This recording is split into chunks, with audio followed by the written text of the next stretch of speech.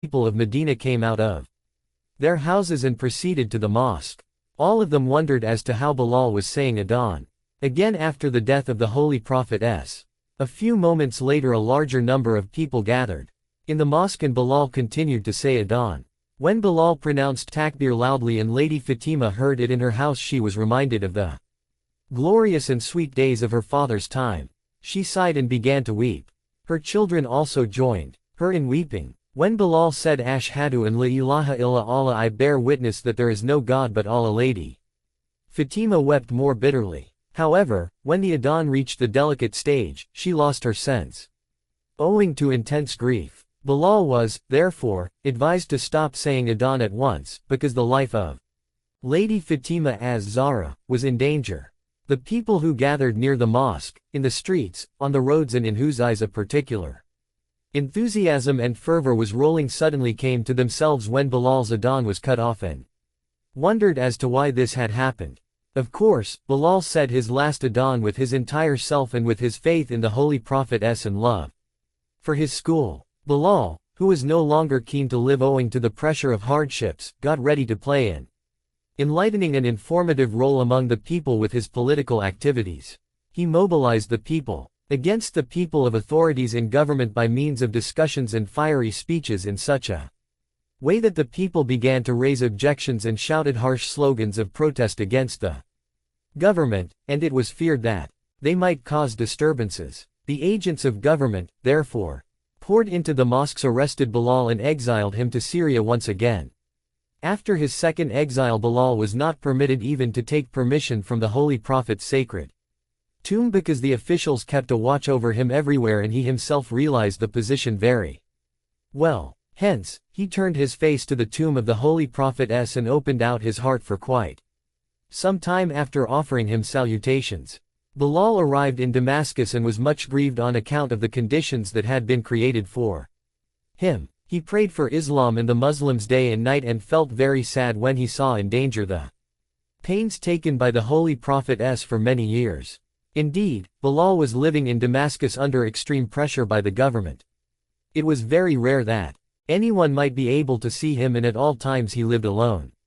The matters had come to such a pass that he now greatly suffered on account of loneliness. Bilal was born like this, lived like this, and eventually ascended the altar of love. It was an ascension that took him to the highest peak of glory and martyrdom. Now he is in the great world with a world of greatness. All his friends were shedding tears on his martyrdom. It was Bilal the black servant who made history and rolled up the old aristocratic order of the age of ignorance and began to shine as an eternal face that will serve as an example in the annals of history of mankind. He has really made himself immortal. He has become a paragon of piety and purity. The people were endeavoring much to glorify and attend his funeral. All those who were participating in the ceremonies of his burial were weeping bitterly. Damascus was one of the important bases of Umayyad imperialism and the theater of appearance of the usurped caliphate of the unlawful heirs of the Islamic Revolution. Still, despite the savage and tyrannical rule of Bani Umayyah, a large number of people attended his funeral. In other cities of the Islamic territories and especially in Medina, the people were very much grieved and saddened. They mourned Bilal's death for a long period. Bilal was one of those few people who defended the truth till the last moment of their lives. He preached true Islam. Neither the tortures of different kinds weakened his firm determination, nor was he allured, nor terrified by threats, nor did he swear allegiance to an undeserving person, nor did he sacrifice Islam in reality. Sunni ulema agree that when Uthman intended to compile the Holy Quran, he obtained all the copies from the scribes. He demanded the copy of the Holy Quran from Abdullah ibn Mas'ud also. Abdullah did not give it to him. Uthman himself went to his house and took the copy of the Holy Quran from him by force. Later, when Abdullah learned that, like other copies of the Holy Quran, his copy had been burnt, he was much aggrieved. In social and religious gatherings, he narrated the condemnatory hadith that he knew about Uthman. When this news reached Uthman, he had Ibn Mas'ud so severely beaten by his servants that his teeth were broken, and he was confined to bed. After 3 days he succumbed to his injuries.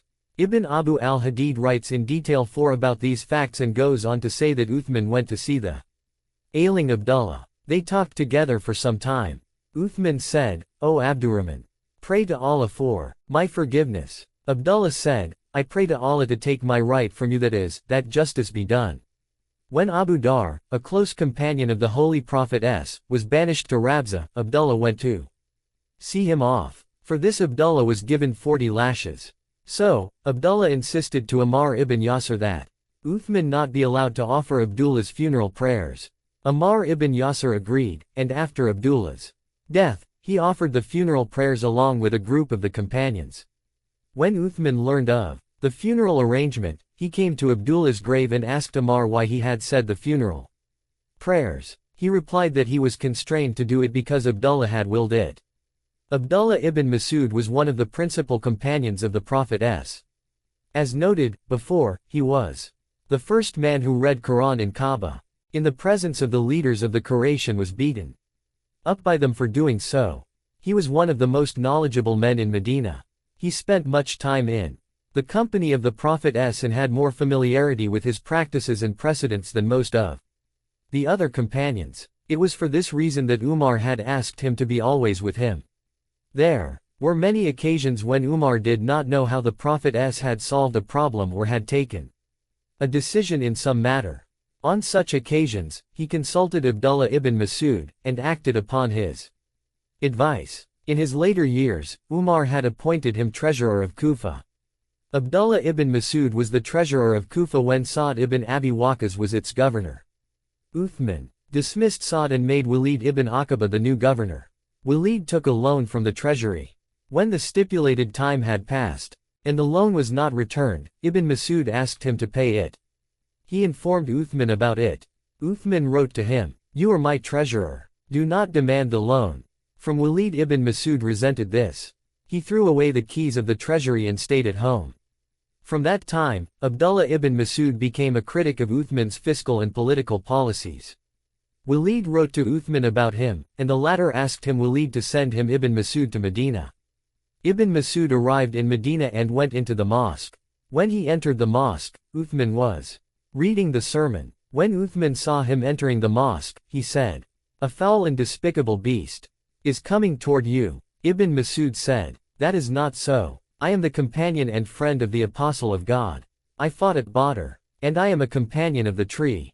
Aisha also heard in her chamber what Uthman had said, and she cried out, "Is this the kind of language you use for a companion of the Apostle of God?"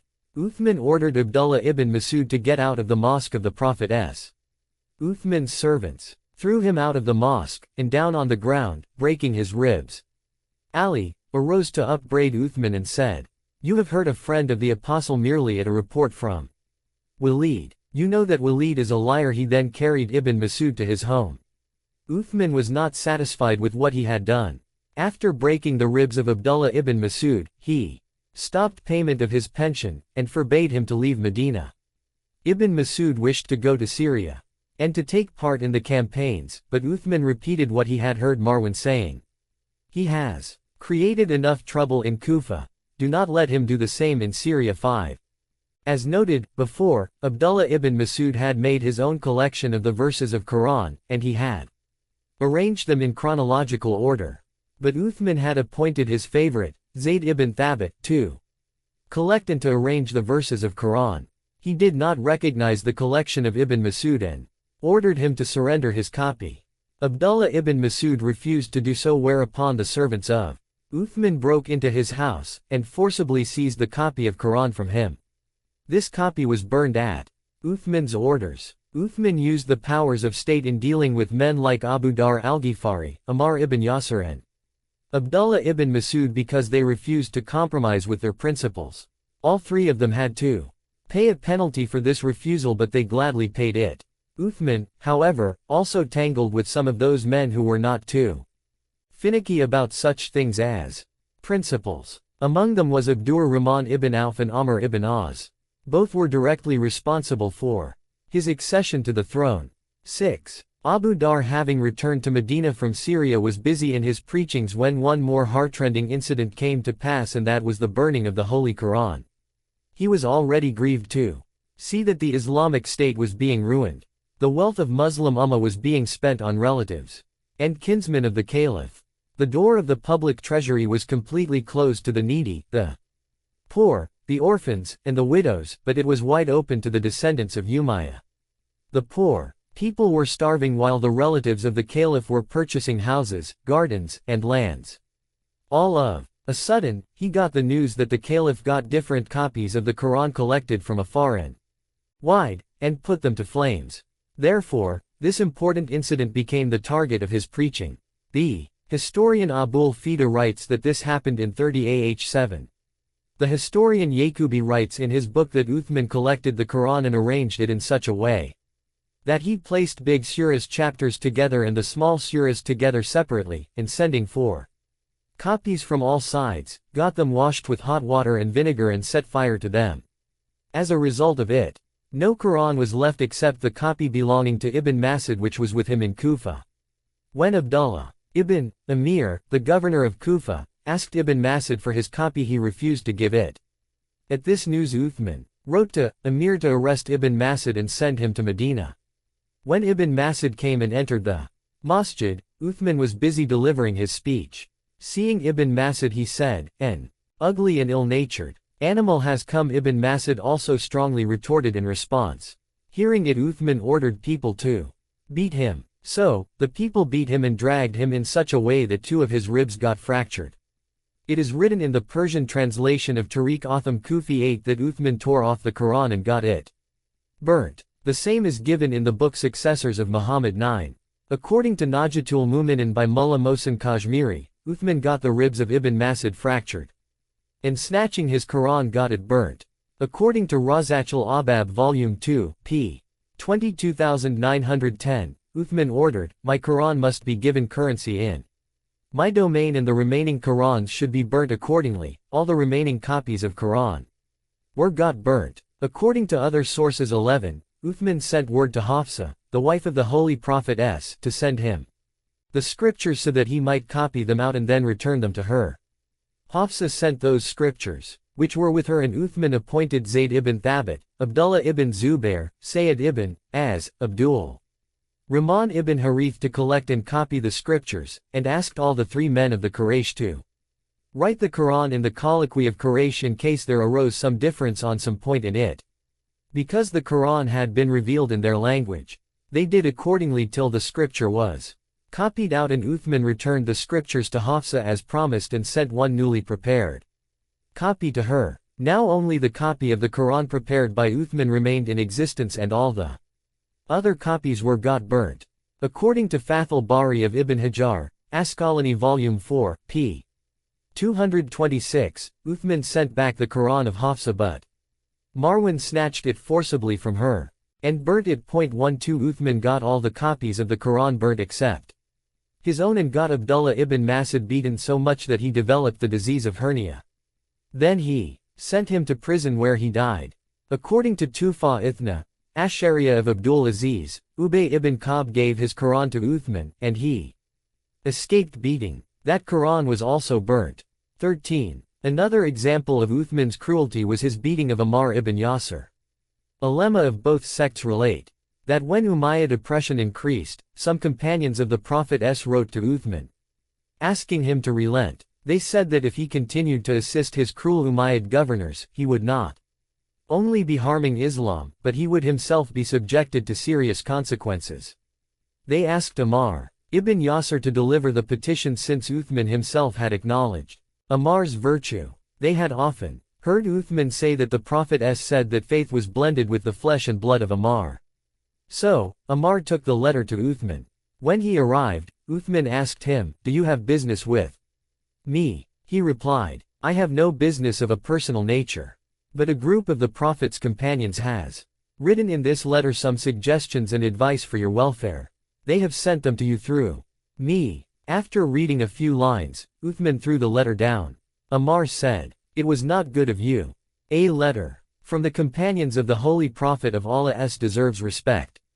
Why did you throw it on the ground? It would be proper for you to have read it and replied to it."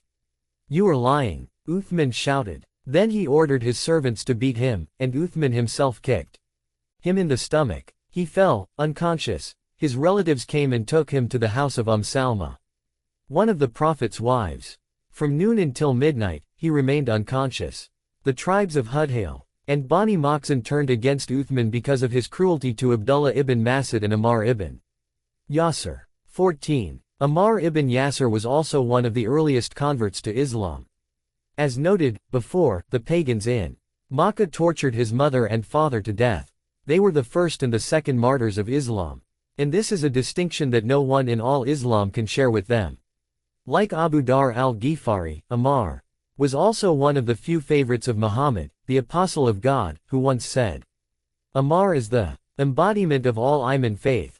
Just like Abu Dhar al-Ghifari and a few others, Ammar also was not very popular with the brokers of economic and political power of his time, and a head-on collision between him and them was inevitable. Ammar migrated first to Abyssinia, and then to Medina. He was the first Muslim to build a mosque. He built it in Makkah itself, and he prayed in it. And he built, with others, the Mosque of the Prophet in Medina. While other Muslims carried one brick at a time, he carried two.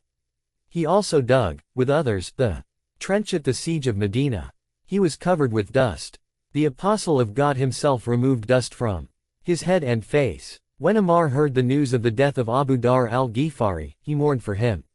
Uthman interpreted his lamentations for Abu Dhar as a reproach to himself. He was highly incensed, and ordered him also to leave Medina, and to go to Rabza in exile. When Ammar got ready to leave Medina, the Banu Makhzum whose client he was, were infuriated. Ali was also displeased. He went to see Uthman, reproved him for banishing Abu Dhar, and told him not to do the same to Ammar Rabza of his own free will. Such statements reflect attempts of their fanatical ulema to conceal the misdeeds of their elders. Abu Dhar's forced banishment to Rabza is commonly acknowledged.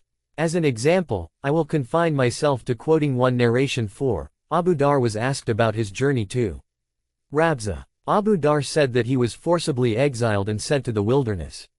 He continued, "The Holy Prophet informed me about this. One day I fell asleep in the mosque. The Prophet came and asked me why I was sleeping in the mosque. I said that I fell asleep inadvertently. He asked me what I would do if I were banished from Medina. I said I would go to the Holy Land of Syria. He asked me what I would do if I were banished from there, too. I said I would come back to the mosque. He again asked me what I would do if I were turned out from here also. I said I would draw the sword and fight. He asked me if he should tell me something which would be to my benefit. When I said, yes, he said to me, go to whatever place they take you. So I listened to what he said, and I obeyed him. After this Abu Dhar said, by Allah, when Uthman will go before Allah, he will stand a sinner regarding my case. 5. It was reported to Uthman that Abu Dhar al-Ghifari had spoken before the Muslims in the mosque as follows. I am Abu Dhar al-Ghifari, companion of Muhammad, the last messenger of God. Allah has elevated Adam, Noah and the children of Abraham and Imran over and above the rest of mankind.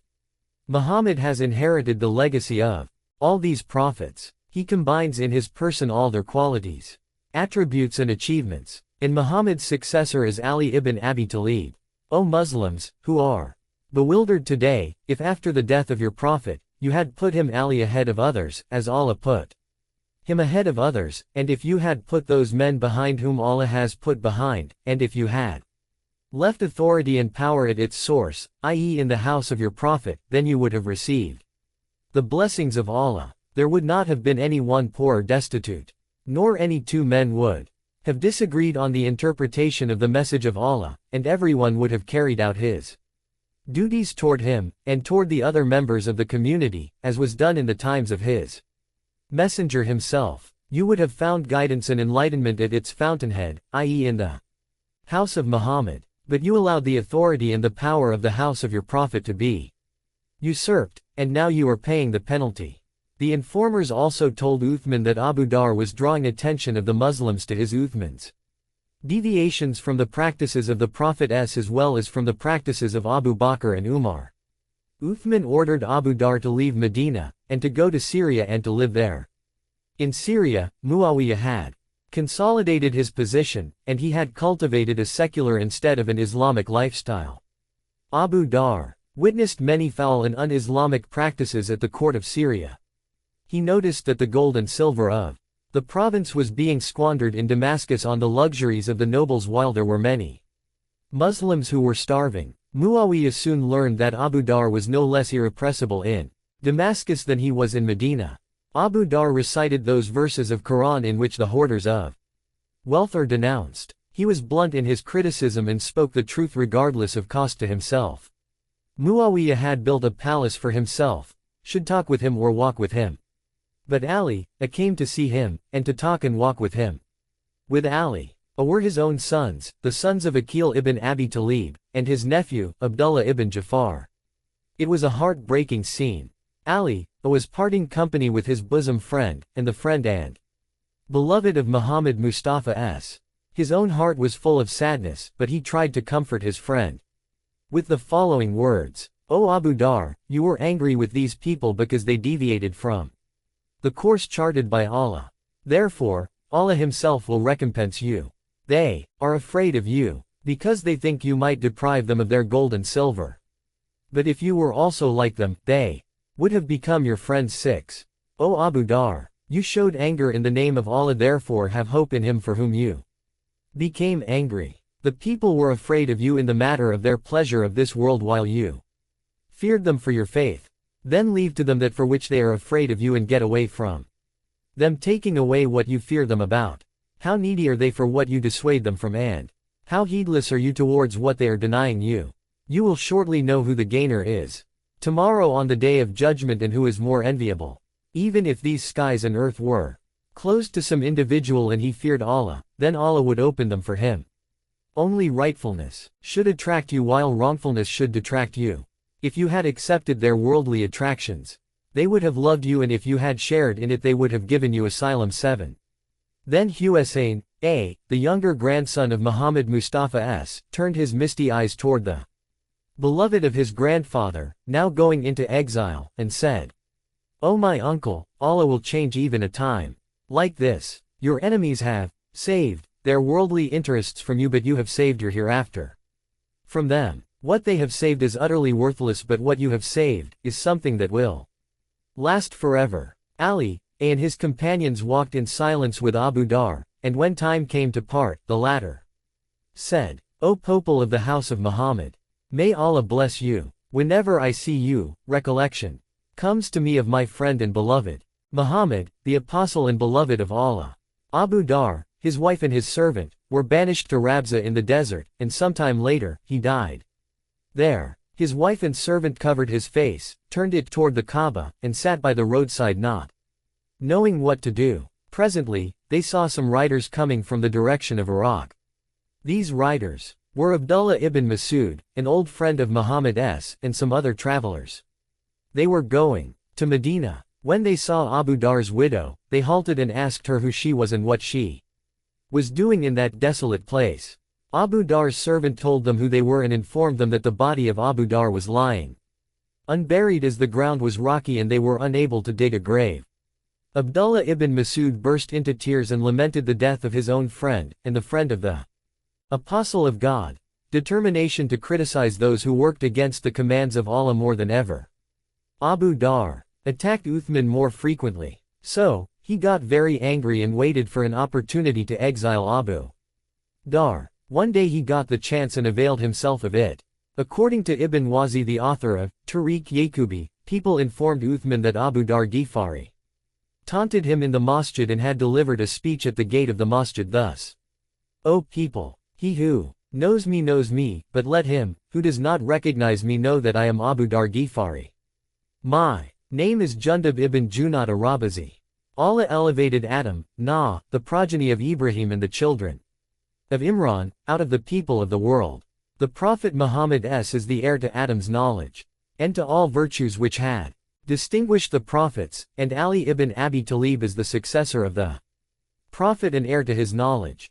O bewildered people, if after your Prophet you had preferred one whom Allah has preferred, and had put him last whom Allah has placed last, and had confined the governance and inheritance among the all Albeit, you would have got countless blessings from above your heads and from under your feet, and no friend of Allah would have been poor and destitute, and no part of the divine obligations would have been lost, and no two persons would have disputed about the divine command simply because they would have found the information about that commandment in the divine book and the tradition of the Prophet, according to the al-bayt of their Prophet.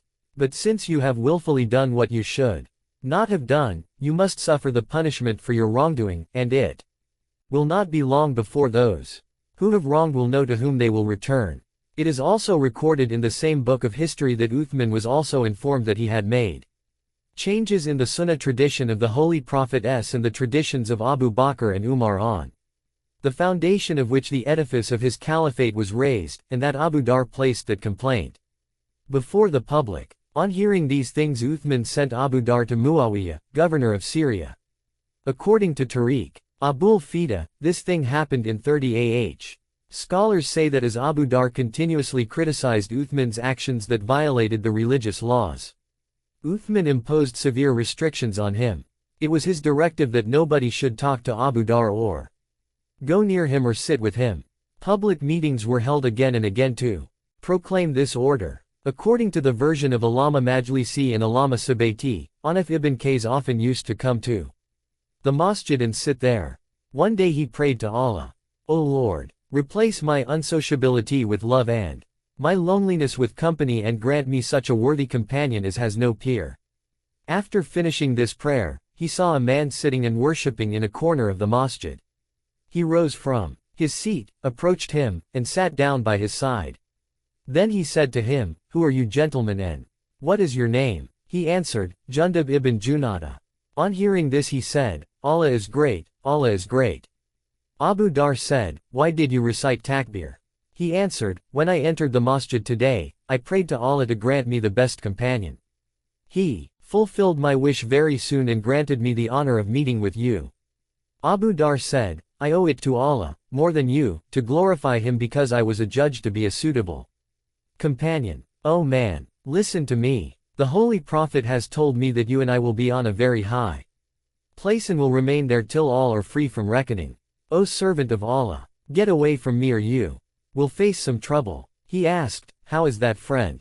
Abu Dar replied, "Uthman ibn Affan has forbidden people to sit with me and has ordered that whosoever meets me, talks to me and sits with me, will be punished 11. In short, Uthman became disgusted with Abu Dar's truthfulness. He carried on his work despite the restrictions, and Uthman got regular information about it. At last, being tired of Abu Dar, he decided to send him to Syria. Historians say that being tired of Abu Dar's cry of truthfulness, Uthman subjected him to every kind of repression in Medina. It was his order that no one should talk to him, and none should sit with him. He was forced to keep his mouth shut, but his truthful cries also persisted. When he gave a speech in the masjid of the Prophet, his words reached the ears of the people. As he spoke on matters that were enjoined by Allah and his Prophet, his speech moved the hearts of the common people. People grew disgusted with the wrongdoings and anti-Islamic activities of Uthman. Therefore, he deemed it politically expedient to turn him out of the city. With this end in view, he decided to send him to Syria. Uthman perhaps thought that as Muawiyah was the governor of Syria and the most cunning man, Abu Dar could be completely paralyzed there. Accordingly, Uthman forced Abu Dar to leave for Syria. Abu Dar left his hearth and home with his family and reached Syria. His arrival in Syria confirmed the prediction of the Prophet, which the latter had once made to Abu Dar during their conversation. According to the exhortation of the Prophet, he showed patience and accepted his exile silently. 12. Abu Dar was already tired of and disgusted with the anti-Islamic ways of Uthman, but when he reached Syria and saw the behavior of Muawiyah that was ruining Islam, he was extremely astonished, and said to himself that the entire administrative setup was out of order. He was compelled to think on account of the style of life of Muawiyah that Islam as presented by the Prophet was not only becoming weak but extinct. In view of these things, his natural emotions were excited. Sincerity and frankness impelled him to raise a cry of truth. As he was extremely brave, he never hesitated to tell the truth. So, without thinking that Muawiyah was the king of the day, he began to perform his Islamic duties. And opened his mouth to prevent Muawiyah from doing anti-religious deeds and told him clearly that his modus operandi was as anti-Islamic as that of Uthman ibn Affan. Allama Subayti writes that Uthman's exiling Abu Dhar from Medina to Syria is a positive proof of the fact that Uthman diverted the critical attitude of Abu Dhar from himself to Muawiyah.